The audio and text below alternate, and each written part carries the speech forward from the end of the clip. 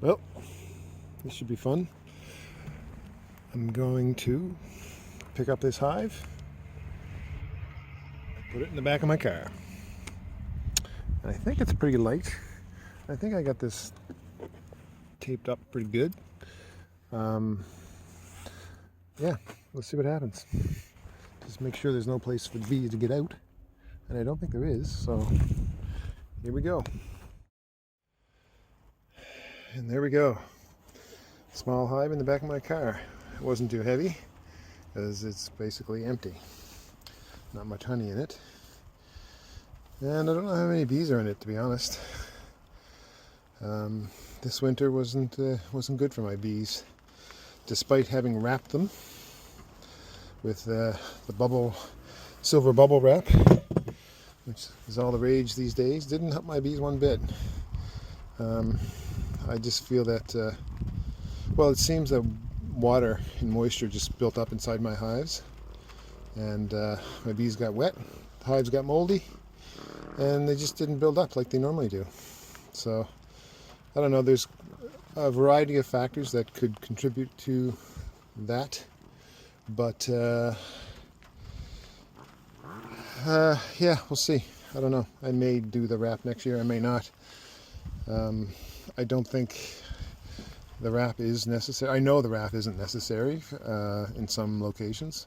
And I thought in this location, because it's sort of out in the open, more exposed to the elements and the wind, that they would need the wrap, but it certainly didn't benefit them. They definitely, this is the worst that I've seen them actually since I've had the bees in this location. So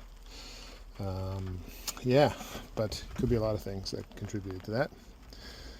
Anyway, either way, it's a small hive, and I'm going to focus on making bees this summer instead of honey. And in order to do that, I really need to keep a close eye on the bees. So I have to bring them close to my house.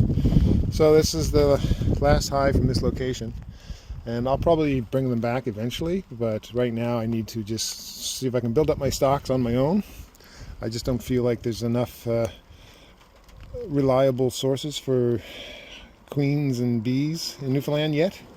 We're getting there, and people are doing good work, but there's just not enough, right? And when I used to be able to just order a mated queen whenever I needed one from the Newfoundland Bee Company, and you just can't do that anymore. And when I started out too, it really wasn't that difficult to get a nuke, and now there's a waiting list for years to get a nuke, and it's just like kind of gone bonkers. So yeah, here we go. Let's take it home and do something with it. Alright, so I moved the hive to a new location next to my house in Flat Rock, and I forgot that I had a syrup feeder on top, and it sort of spilled all over the place. So that's it, nothing I can do about it now. And I'll just, hopefully it didn't drown them, and see a little bit of that syrup pouring out right now. I might keep the hive a little extra tilt just to get that stuff poured out. Let's see. Let's just tip it up.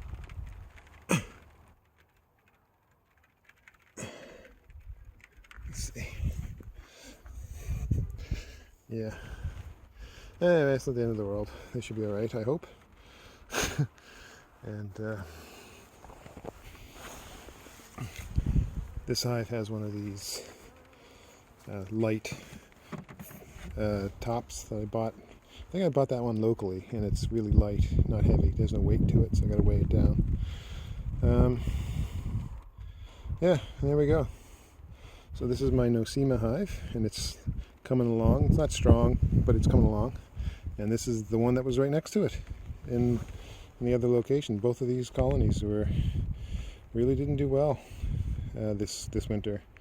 Both of them were wrapped in the silver bubble wrap and some other things, and they just none of it helped. They're weak. I think both of the colonies got wet with moisture, moldy frames, and all kinds of fun stuff, and they just didn't build up.